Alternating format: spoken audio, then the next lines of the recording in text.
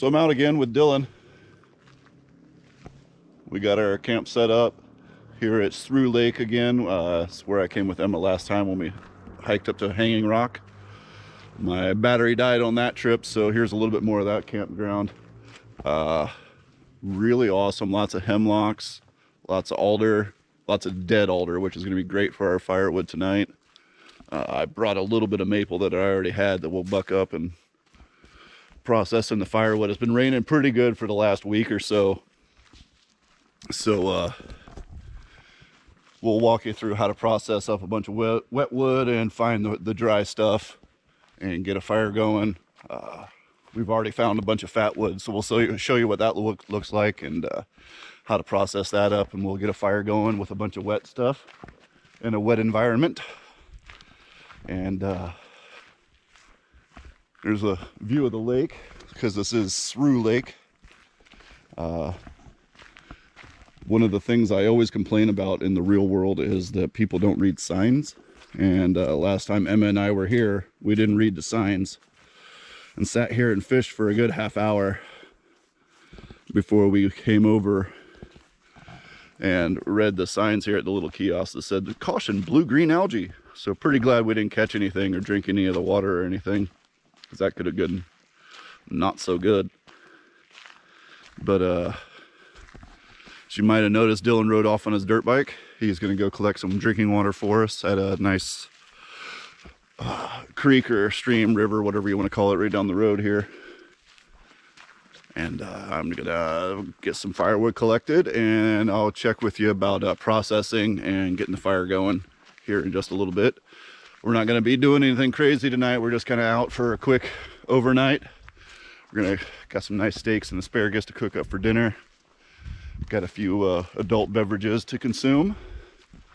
But the highlight of this trip is for me is this is the first trip with my new vehicle, my Adventure Explorer mobile thing. Finally took a crap on me, and went out and got this sharp dressed man. So got that yesterday. So got to go break her in, and it's been pretty nice. Pretty excited. So I'm gonna get to work collecting some wood, and I'll be back with you to show you how to break that up. I'll talk to you soon. So I came down here to this little stand of alder here, and I want to find something that I can use for a good quality firewood. So one of the things you want to look for, some of the more obvious ones, is the fact that there's no bark. There's no bark there. You got some lichen growing on it. Clearly dead, right? Clearly dead. We're just gonna, there we go. Watch what you're doing, because you're gonna get hit in the face. So there's one, and it's gonna come off in sections, but you can see, if you look real close there, you can see that in the middle, this is nice and dry. The outside, that's pretty wet, but the inside, that's what we're looking for. Nice dry core. What we're gonna do is, once we get a good fire going, stuff like this, that's a little bit more wet on the outside, that'll have a chance to dry and become nice bed of coals. It's gonna be great. But it's not always so obvious. It's not always so obvious. So one of the ways you want to check to see if your tree is still alive or not, because you clearly don't want to cut down live trees. We want to keep the live ones up and growing, making more trees. So you kind of want to look up, and as you're looking up, you want to look at the ends of the branches. Here's one that's closer to the ground. I can show you the ends of the branches there. They got these little buds on them, and up and down the branch you can see fresh buds. This is still a growing tree. It's going to have some leaves come spring. So you want to look for that, because something that's been standing dead for a while is not going to have any buds on it. They're going to look something like this. You can see where there used to be buds. but they've fallen off by now. This whole portion here, no good buds on it. So we have this big, huge stand here. Emma had a good time last time we were here, knocking trees over to use for firewood. She collected all our firewood for us and helped do a lot of the processing and whatnot also. I was really proud of her. She's pretty awesome. She's about to turn 10. I don't like it. But another good way to tell is, does it still have a top to the tree? This one, you can see, does not. This one here next to it, this one also does not. And you can see, not in the greatest of health. This tree is gonna come down. So that's one I could take. But I want to work smarter, not harder. And I want to find the ones that are really easy to come down, because I'm lazy, right? So you find the guys like this and you just, oh, that one's pretty tough. It's coming down. It's coming.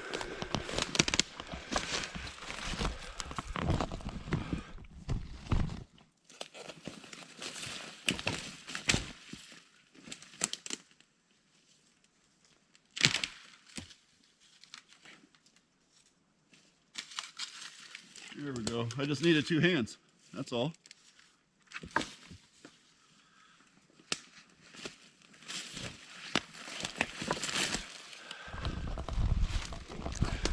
Sometimes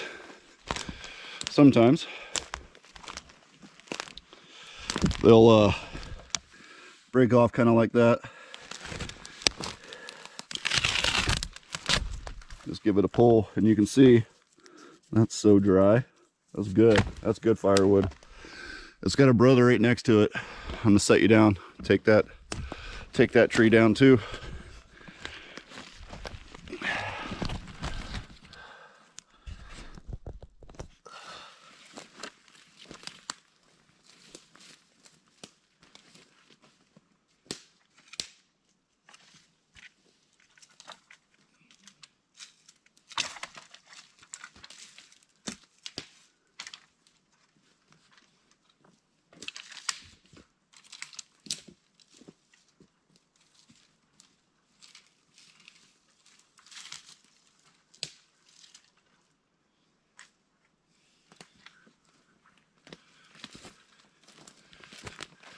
He thinks he's won.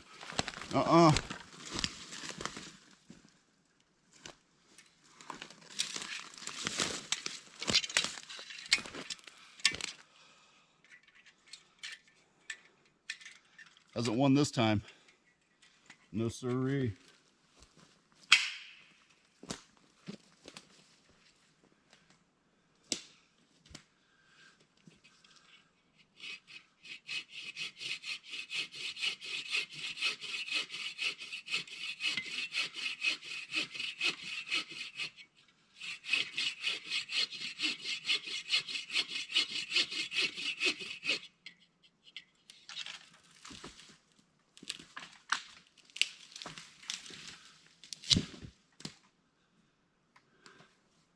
So I'm gonna collect a few more of these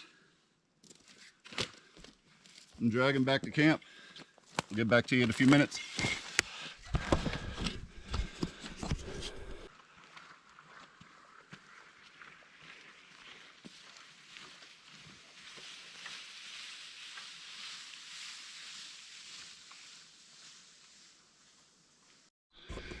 So one of the things you want to keep your eye out for is a nice fallen tree, and because of where it's sitting, it gets a lot of sunshine during the day, so that'll help dry it out. It's already dead. It's not lying on the ground just soaking in water, so it has a chance for the rainwater to run off, and with the sunshine have a little bit of a chance to dry out. I've already grabbed a few smaller pieces earlier when we first got here. I was busy coming down here to the water's edge and threw a bunch of beers. Let's see if you can see them over top of that log into the water there. because it's that time of year when you don't really need to have a cooler as long as there's water nearby. So we got the old beer weir going. I'm going to trim off a few of these branches and haul them back up to camp, and then we'll get to processing everything down. So stay tuned, everybody.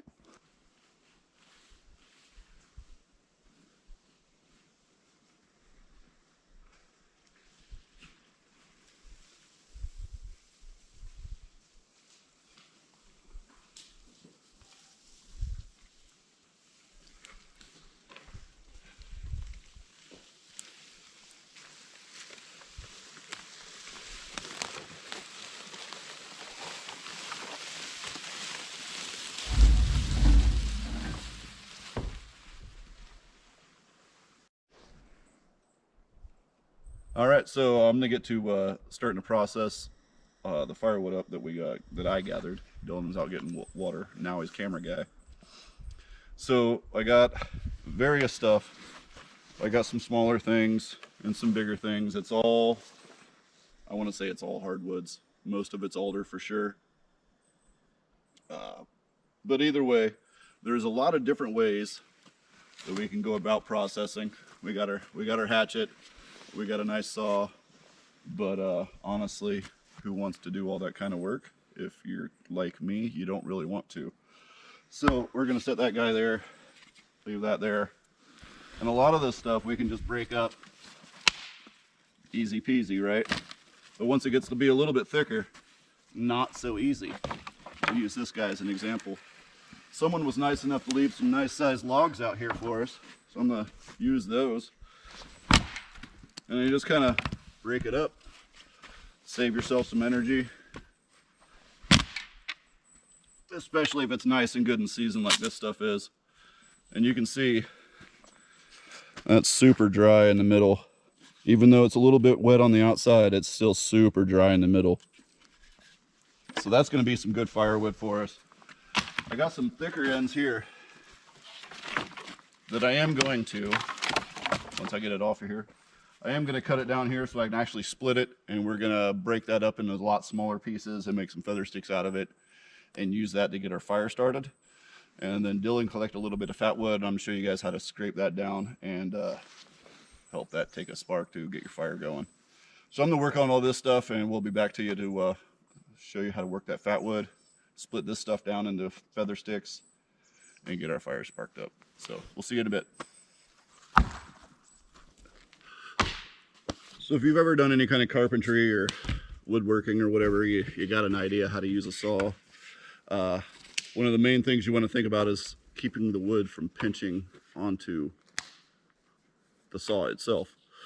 So like if I was trying to cut down here, eventually that gap you cut would cut like this, and it would press down on your saw blade, and it would make it really hard to work. So what you want to do is put it up above, so that gravity helps you, will pull down on this and help separate what you're cutting.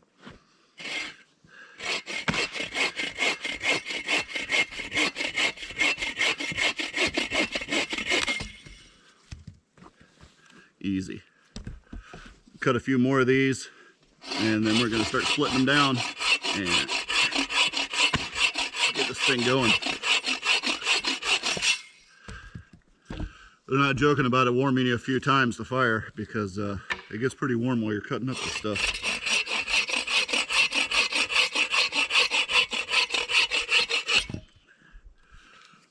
We're going to cut up a little bit more of this, and we'll be back.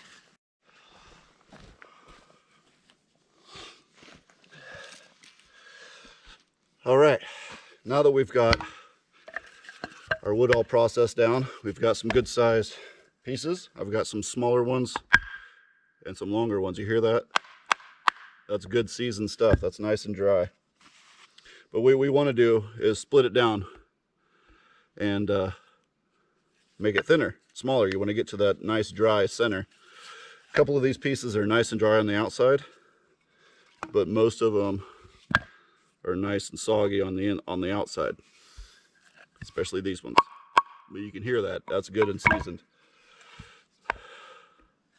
So on these longer ones here, I got this little check here this little mark, this little line.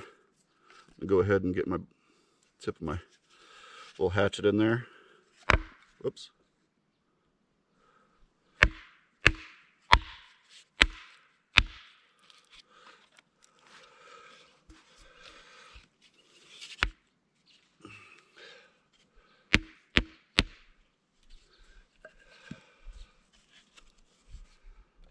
Gave it a nice little split. Now we'll just finish it out.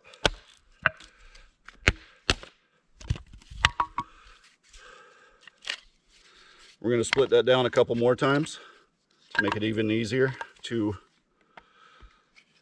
make feather sticks.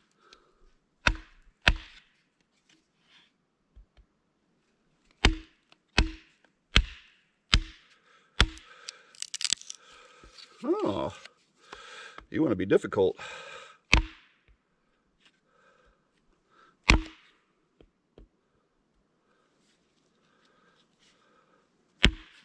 Wow. Okay.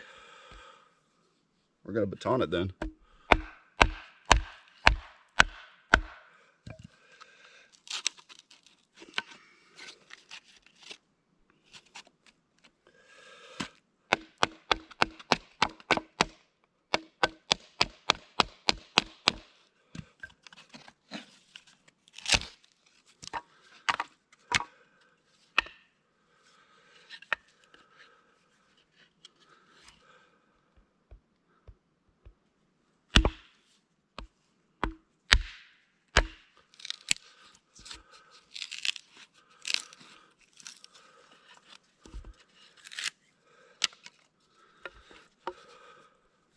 Oh, got a little branch in there, that's why.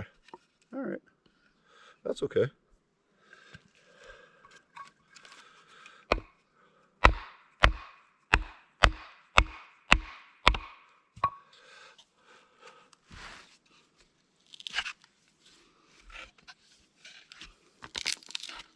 Wow, stubborn.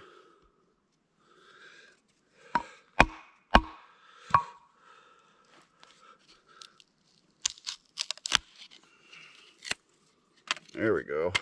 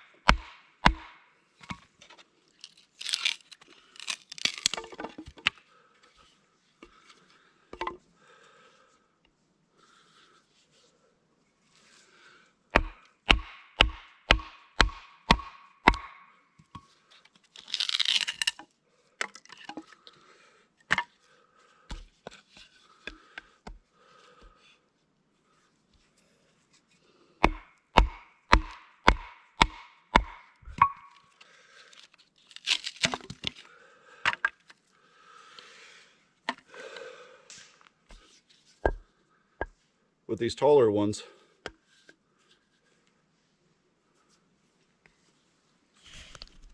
what I like to do is just sit the hatchet down on the top and then baton all the way through it. It's a lot safer that way, and you don't end up losing any fingers or anything. We're going to process this down a little bit more, and I got a couple more, and then we're going to spark it up. Dylan's collecting some stuff we can use as tinder that we can hopefully it'll take a nice little spark considering all the rain we've been having. So it's going to be pretty awesome. Okay, so now we got everything split down. We got a lot of smaller sticks, right? But these are still going to struggle to take a spark. We want to make some feather sticks. They're also pretty long. So I'm going to cut these down, a couple of them, a few. Make it a little bit more manageable.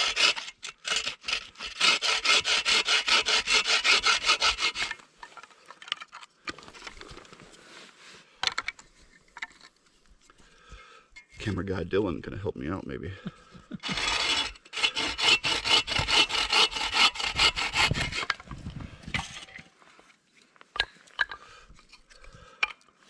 So I've got 4 good sticks here that I'm going to transform into feather sticks.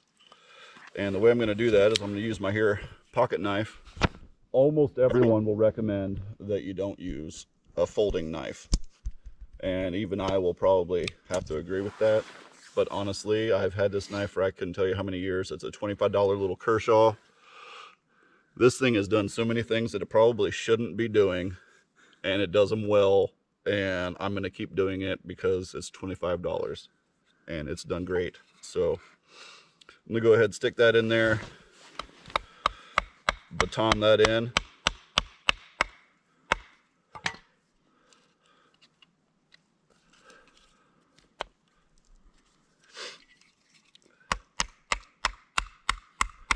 Split it down.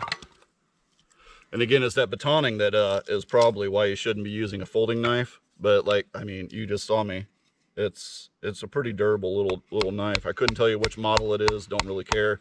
If you're one of those gear guys, I'm sorry. I'm never going to tell you what my stuff is because it doesn't matter. You use what you like. If it works for you, that's what matters. So I'm going to keep breaking these down to get a little bit smaller. I'm going to show you on this particular one here what I'm going to do, and then I'm going to do the rest without you, because that'll be boring.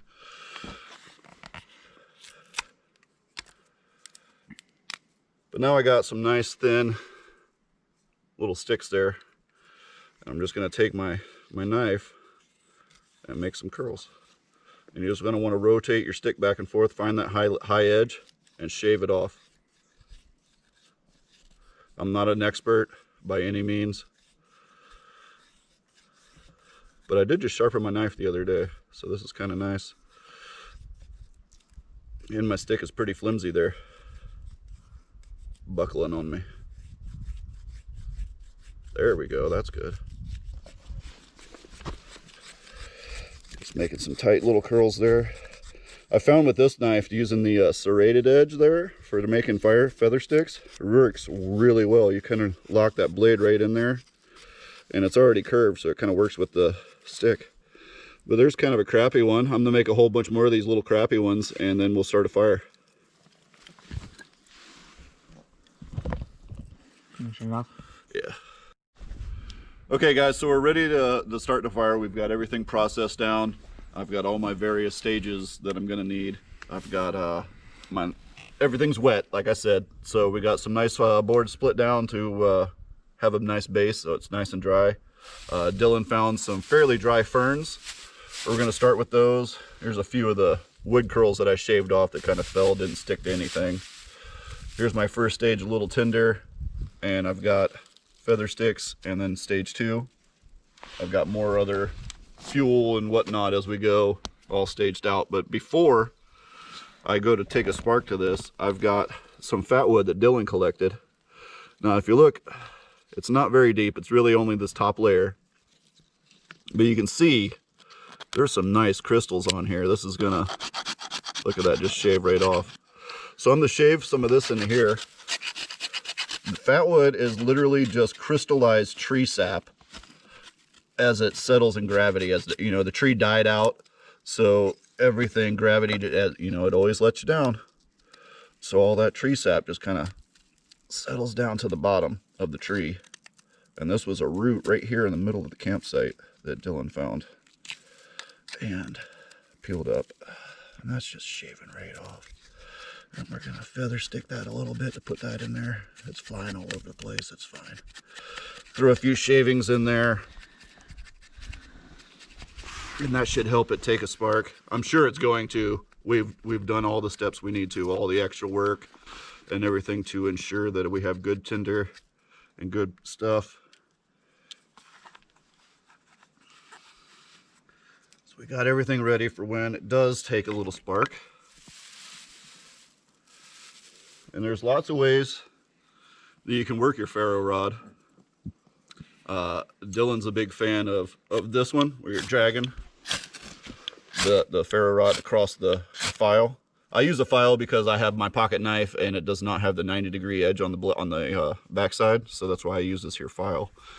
I can also use this to sharpen my axe or anything else while I'm out in the field or the bush. Me personally, I like to take my ferro rod and pin everything down, and then I can really push into it.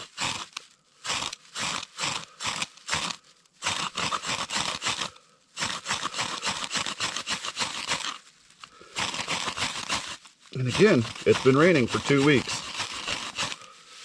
So this isn't going to be a 2-second fire like everybody that we like to watch out of Ontario or Michigan or whatever, you know. They got the birch bark.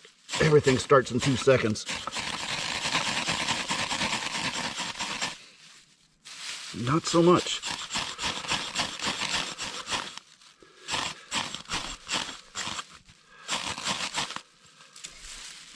Let's try our sticks. Maybe that'll work. With our feathers. We got our feather sticks. We might as well give them a try, right? We made them. That's what we made them for.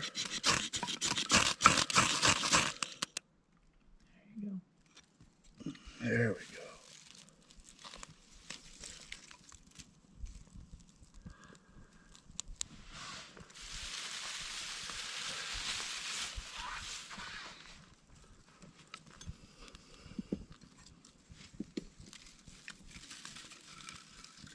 Yeah, boy. There we go.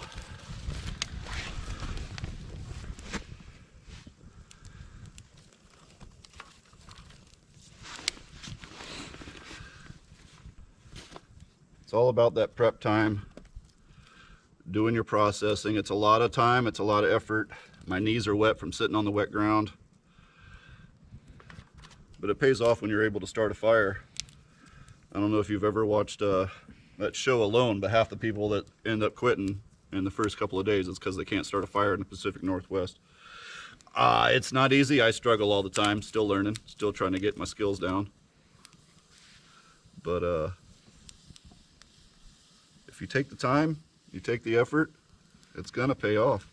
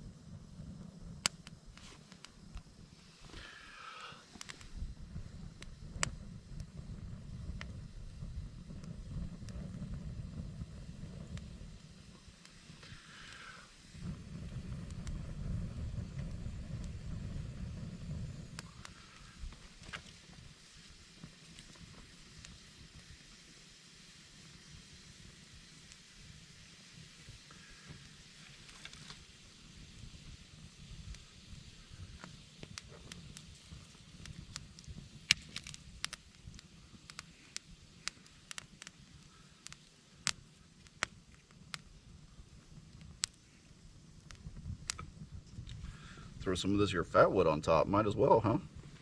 That'll help it out.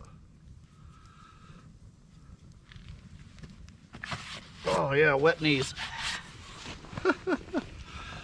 There we go, kids. We're gonna feed this, get us a nice bed of coals. We got a nice steak dinner to cook up tonight, so we'll stay with you, and hopefully you'll stay with us.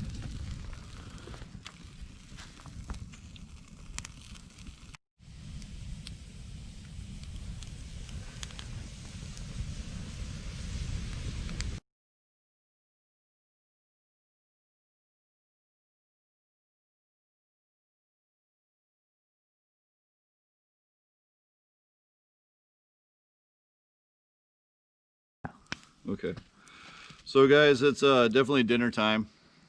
We're doing incredibly basic because we didn't bring any seasoning, oils, nothing. So we got a couple of awesome ribeyes. Look at that. Yeah, But we got no seasoning, so we're going ribeye. It's gonna be awesome, because you know we got all the alder and the maple smoke, so that's gonna cook. And here in a little bit, once those are cooked up a little bit, we got some asparagus we're gonna throw on there. I'm gonna tie this all together. It's gonna be pretty great.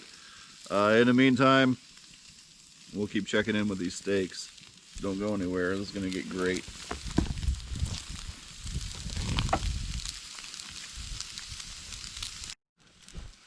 All right, so these steaks are about ready. So I'm gonna add on this here asparagus. And like I said, we didn't bring any kind of seasoning or anything. So what I'm planning on doing here is just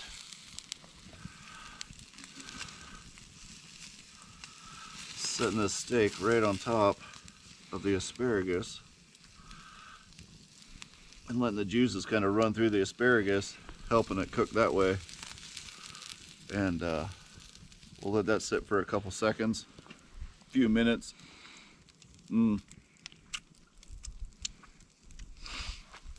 God, is there anything better than campfire cooking? Because I don't think there is, honestly. We're really gonna let that go for a little bit. Oh man. Oh. Ah!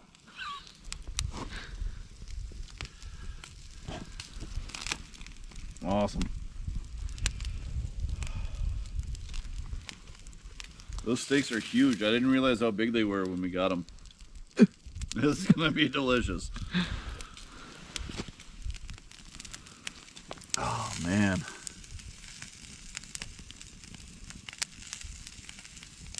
Can you hear it sizzle?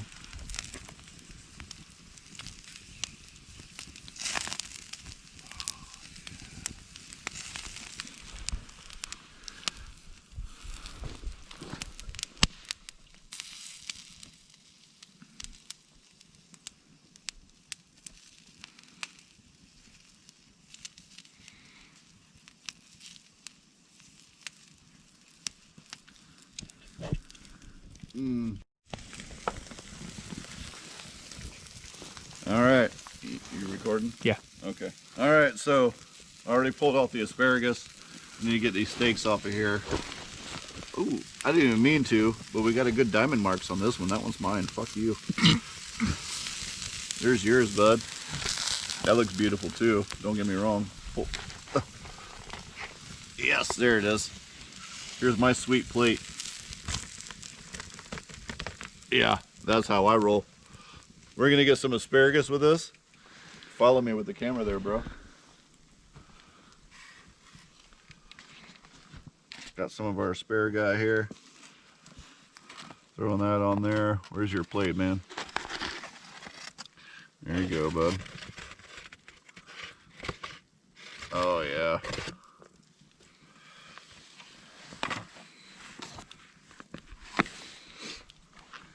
Woo-wee. How did we do? Oh, man. Not enough heartbeat. That looks pretty good. I'm gonna eat it and enjoy it. You folks, I'll talk to you in a little bit. I'll be back.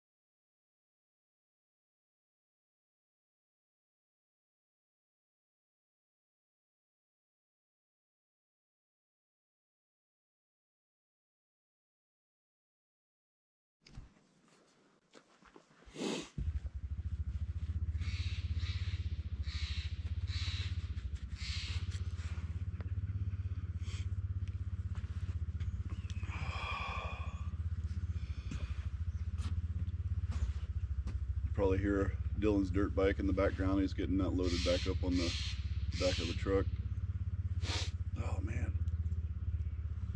Blue jays are starting already, yelling at everybody. It got really cold. It was only supposed to get down to about 40, and it was a lot colder than that. Doesn't look like the lake froze or anything.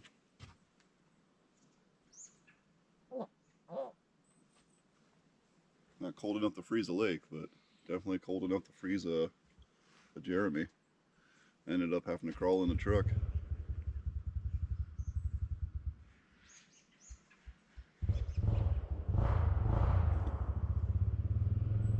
The little skinny guy's having a problem putting his dirt bike away. I'm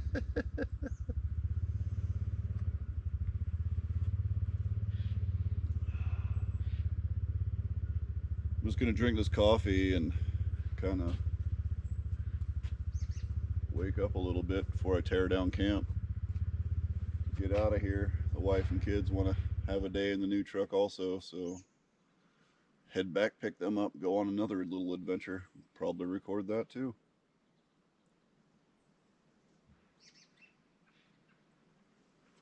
I know we want to go out the Whiskey Run and let the girls drive on the beach. They enjoy that. I enjoy that. It's pretty fun. They both got to do drive the Exploder when they were like 4. Each one of them got a turn when they were 4. I did all the acceleration and stuff, and they got to steer on the beach. It was pretty cool. Pretty fun.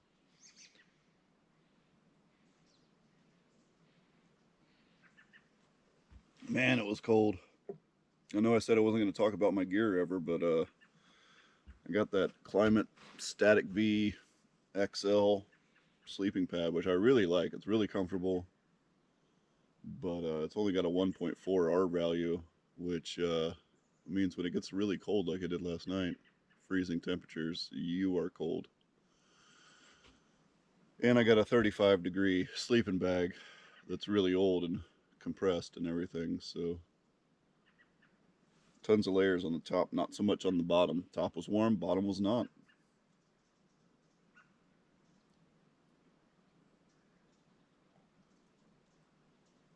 When I know it's going to be cold, I usually bring 2 sleeping bags and put one inside the other, and then that helps out pretty good.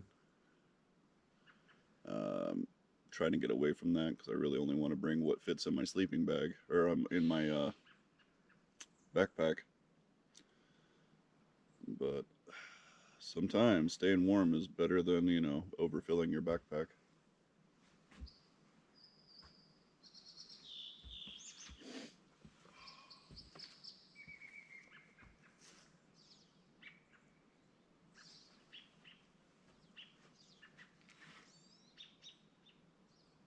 I don't know what birds those are.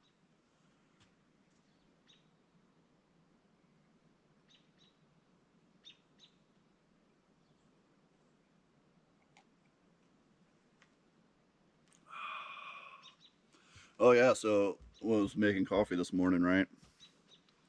I was using the GSI espresso maker. I think it's like $45. I found it at Salvation Army for $4.50. Go get your gear at Salvation Army.